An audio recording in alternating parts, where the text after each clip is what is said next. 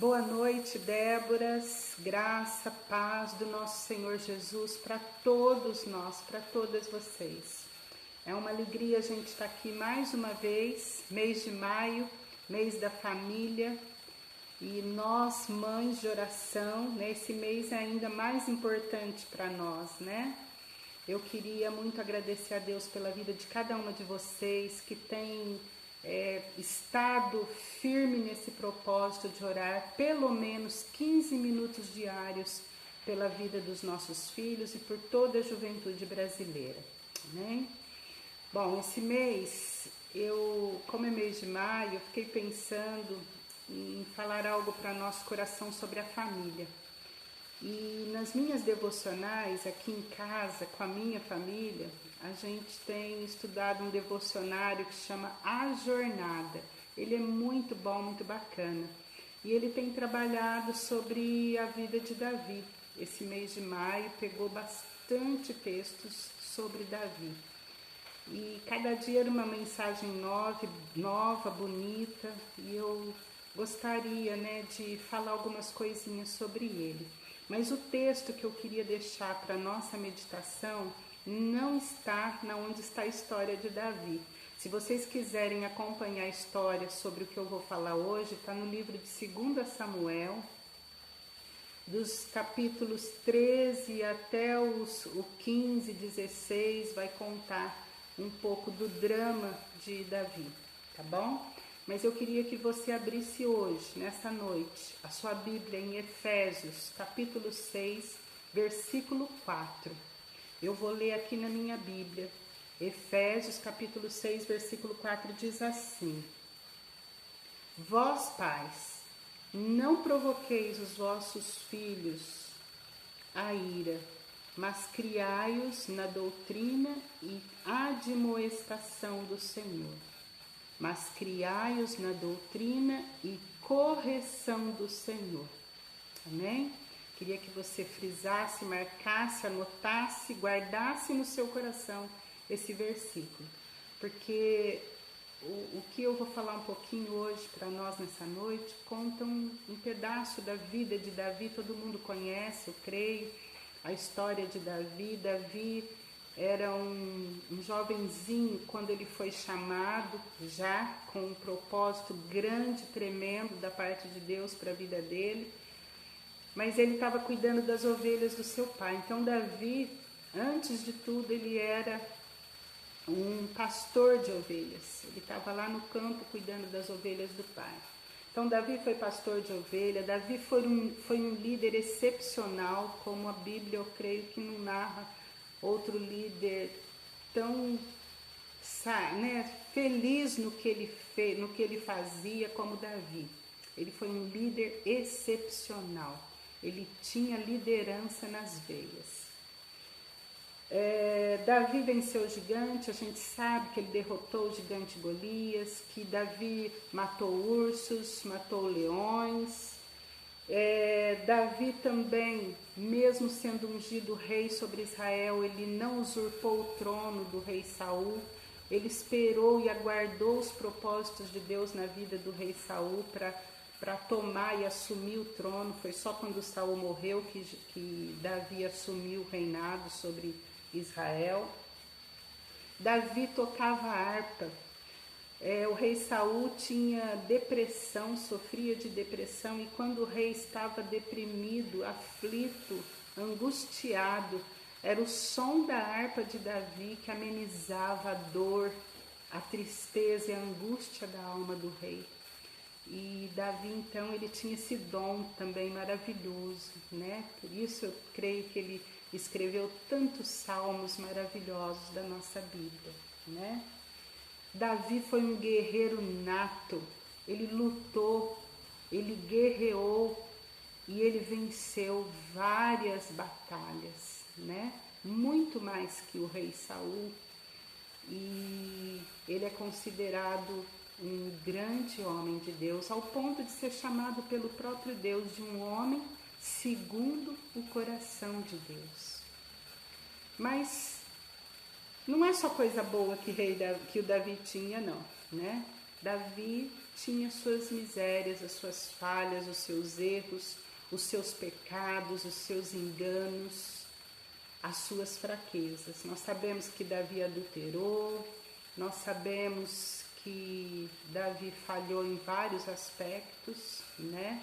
Na Bíblia eu creio que um dos maiores erros e falhas de Davi foi o adultério com Batseba, né? Que gerou um filho que Deus não permitiu que ele vivesse, ele morreu, a criança morreu, e foi uma das consequências do pecado de Davi, né? Mas a gente sabe que Davi também, e o que eu queria tratar, ele, apesar de ser um excelente líder, ele não foi um bom administrador do seu lar, da sua própria casa, da sua família. E como maio é o mês da família, pensei da gente tratar sobre isso, né?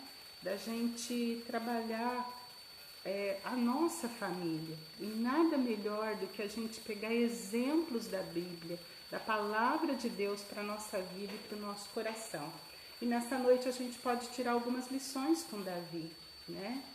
Aonde ele não foi tão bom, né?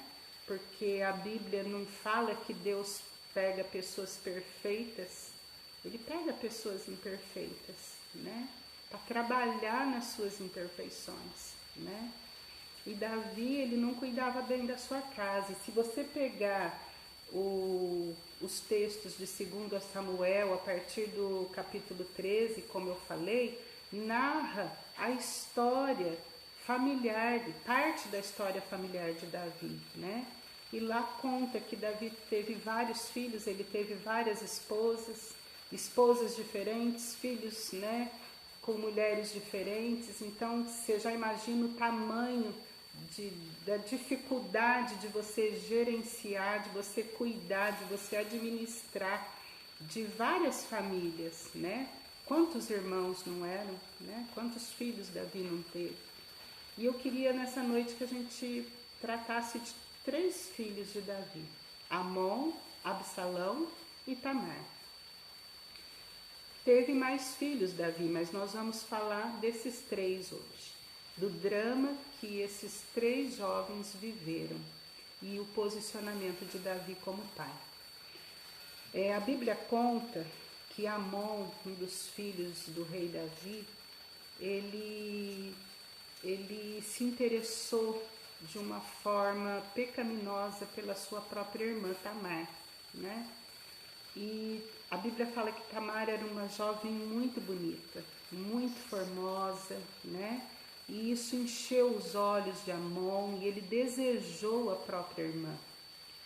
E o fato é que ele armou toda uma situação para trazer a Tamar até onde ele estava. Ele fingiu de doente e pediu ao pai que mandasse que Tamar fosse preparar um alimento para ele, uma comida para ele. E quando ela vai entregar isso para ele, ele a agarra, ele a violenta, ele a força estar com ele. E ela ainda lembra, fala para ele: nós somos irmãos, né?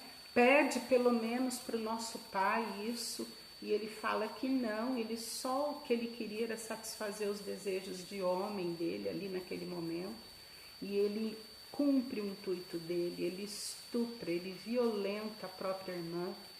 E como que isso não poderia gerar um conflito familiar, não é mesmo?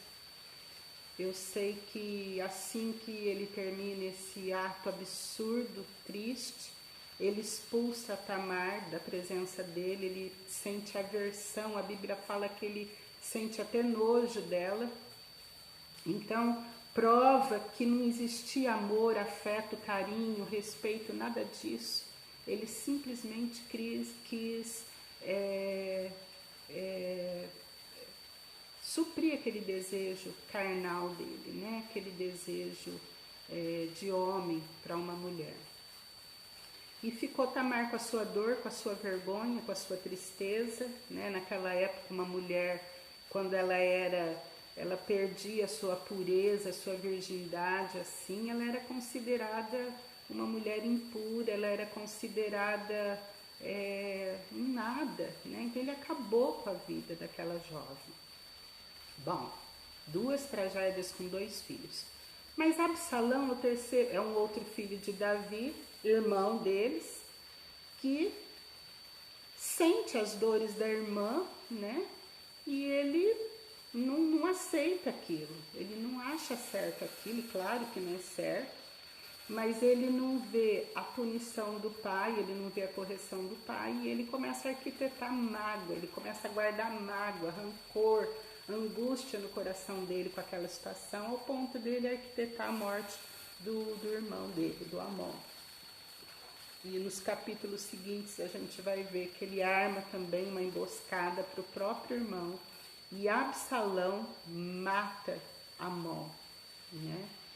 Quando Amon é morto, Absalão foge da presença do pai. Ele fica fora vários anos, acho que 2 ou 3 anos. E Davi chora a morte do filho, chora a violência que foi cometida contra a filha, ele lamenta, ele chora, mas a Bíblia não fala em momento nenhum que ele foi lá e corrigiu e exortou qualquer um desses filhos dele, né? Então, o que acontece? Quando um pai não corrige o seu filho, a tendência qual é? É de que aquele filho permaneça no erro, no pecado, no engano, né? Na mentira, na violência, na promiscuidade, seja lá o pecado que for, né? E eu queria que a gente estivesse pensando nisso, né? Que como pais, como muitas das vezes nós também não negligenciamos, não agimos assim como Davi fez, né? A gente, sei lá, ou porque conta de estar muito atarefado, muito corrido, nós mulheres principalmente, correria do dia a dia, né? Ai, depois eu falo, vou ter que sentar e conversar, principalmente se os filhos são jovens ou adultos. Quando é criança, né? Parece que é tudo mais simples, um pouco mais fácil, mas quando eles entram na adolescência e na idade adulta, para você corrigir, para você exortar e chamar atenção, minha amada, a gente tem que estar muito cheia da graça, da presença, da força do nosso Deus. Por quê? Porque nós temos que deixar ali o nosso tempo de oração, nosso tempo de aconselhamento, nosso tempo de oração, o nosso tempo de chorar junto com o nosso filho e mostrar o erro, o engano e o pecado. E isso leva tempo. Às vezes não são 15 minutos do nosso dia, não. Vão ser horas, dias, meses de oração na presença do nosso Deus. E o fato é que a gente aprende com toda essa história aqui que eu narrei, que eu contei sobre Davi, que ele não fez isso, né? Quando Amon violentou a irmã, não era para Davi ter ido, ter aconselhado, ter primeiro a moça ter sido consolada, ter sido abraçada, ter sido, né, fortalecida ali naquele momento. E o filho que fez aquilo, ele tinha que sofrer uma punição, ele tinha que ser exortado, ele tinha que ser corrigido, né? Mas Davi ele deixou passar, ele mostrou que ele não gostou, mas ele não tomou nenhuma atitude, ao ponto do outro filho fazer por ele. Claro que Davi, se tivesse corrigido Amon, talvez a situação não tivesse chegado ao ponto que chegou, né? Mas quando Absalão vê que o pai ficou inerte diante de tudo aquilo e que não ia ser feita nenhuma justiça com relação à vida da Tamar, da irmã, Absalão resolve por ele próprio fazer alguma coisa. E quantas vezes a nossa ausência de correção e de disciplina com os nossos filhos não gera outros problemas dentro da nossa casa, não é verdade? gera problema com o filho mais velho, que estava observando, por que a minha mãe só me corrige e o mais novo não? Porque ele é mais novo? Ele é o dodói dela, ele é o queridinho dela, não pode, né? Quando a gente deixa para o pai ou para o marido corrigir e ele também não corrige, né? Então tem que ter um consenso familiar.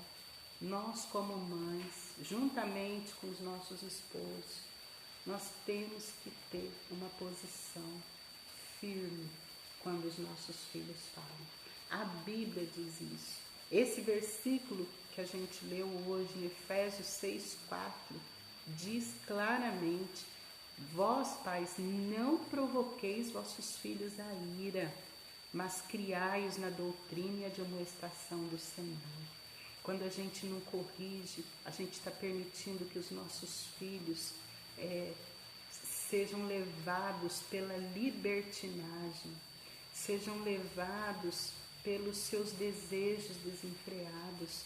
Nós permitimos que nossos filhos não tenham limites. Hoje a gente está vendo quantas crianças que não sabem o que é ter limite, não pode falar não. Eu conheço criança que não pode falar não para ela, que ela chora.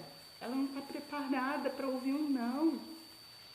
Minha amada, o não faz parte da vida. Não tenho, não posso, não quero, não vai. Não é ferir os nossos filhos, mas eles precisam disso, porque isso é sinal de amor seu, da sua parte. Quando a gente diz não, quando a gente corrige, quando a gente chega até a dar umas palmadas, se preciso for, que não mata ninguém e não é pecado nenhum, porque a Bíblia diz isso, que nós devemos em alguns momentos corrigir até com vara, se preciso for. Nossos filhos estão vendo que nós os amamos, que eles são importantes para nós. Amém? Eu queria que a gente ficasse com essa palavra. Se porventura nós temos sido mães falhas nesse aspecto da disciplina, da correção, da educação, de mostrar o caminho, que a gente possa voltar lá da onde a gente começou a errar e cair, pedir perdão para Deus e falar: Senhor, eu quero ser uma mãe segundo o seu coração. Eu quero ser uma mãe que fala, que corrige, que exorta, que ama sim, que acaricia, que abraça, que beija. Mas uma mãe também que diz não. É uma mãe sábia, é uma mãe necessária. É necessário isso. Nossos jovens precisam de limites. Nossas crianças precisam de limites. E hoje está tendo tudo está sendo muito permitido. Eu posso tudo que eu quero, tudo que me vem à cabeça. Como a mão, querer se deitar com a própria irmã e não ser corrigido, né? E se a gente não impor limites, o que vai virar a nossa casa, a nossa família? Não é verdade? Fica com essa palavra, amado. Se fortaleça em Deus. Eu não sei a situação que você possa estar vivendo com os seus filhos, mas eu sei que Deus pode te dar as estratégias, te dar autoridade, te dar força, a unção e a capacitação dele, para que nós não sejamos como Davi, um ótimo profissional lá fora, um ótimo líder lá fora, mas dentro de casa ele não tinha autoridade alguma, ele não se manifestava, ele se omitia. Que não seja assim na nossa vida, amém? Que a gente possa ser uma mãe que ora sim, que busca, mas que no momento que for preciso, a gente possa exercer a nossa autoridade debaixo da unção desse nosso Deus. Em nome de Jesus, eu queria fazer uma oração. Senhor Deus, Pai de bondade, eu quero entregar agora a vida de cada Débora, de cada irmã, de cada mãe, de cada mulher, Pai, que tem chorado, colocado os seus filhos diante do teu altar, Pai. Eu quero te pedir em nome do Senhor Jesus, Que o Senhor venha dar uma unção nova, um renovo, uma fé viva no Senhor, uma esperança, Senhor meu Deus, de que, ó Pai, aquilo que muitas vezes a gente tem visto não é a realidade que o Senhor quer e deseja para as nossas heranças, os nossos filhos, a nossa bênção, Pai, maior, Pai. Por isso eu quero te pedir agora, em nome de Jesus, cuida, Pai, cuida dos filhos de cada Débora, cuida de cada situação que envolve a vida deles, para a glória e para o louvor do Teu nome. Dá autoridade para cada uma de nós, Pai.